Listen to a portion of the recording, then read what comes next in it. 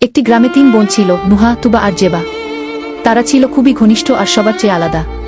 3 বোনেরই ছিল প্রাণীদের প্রতি ভীষণ ভালোবাসা, আর সবচেয়ে বেশি ভালোবাসত তারা হাঁস আর মুরগিকে। একদিন সকালে নুহা উঠেই দেখে তার প্রিয় সাদা হাঁস কি মিঠুক পুকুরে নামতে চাইছে না।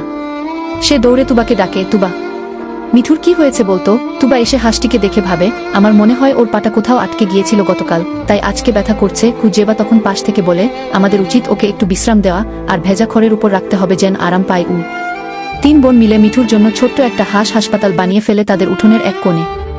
সেখানে খড় বিছিয়ে দেয়, ছোট একটা পানির পাত্র রাখে, আর মিঠুর পছন্দের চাল ভাজা দিয়ে খাওয়ায়।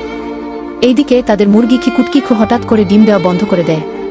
এবার তুবা চিন্তিত হয়ে বলে, কুটকি তো প্রতিদিন একটা করে ডিম দিত, আজ 3 দিন হলো কিছুই দিচ্ছে না। জেবা বলে, চলো দেখি ওর খাঁচাটা ঠিকঠাক আছে কিনা। খাঁচা পরীক্ষা করে তারা দেখে একটা ছোট বেজি রাতে এসে ভয় দেখিয়েছে মুরগিগুলোকে।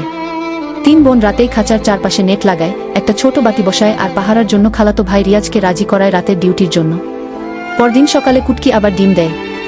গ্রামে সবাই অবাক হয়, 3টা ছোট মেয়ে কি সুন্দরভাবে হাঁস মুরগির যত্ন নিচ্ছে। একটা দিনও যায় না যেদিন নুহা, তুবা আর জেবা তাদের পোষা প্রাণীদের সময় দেয় না।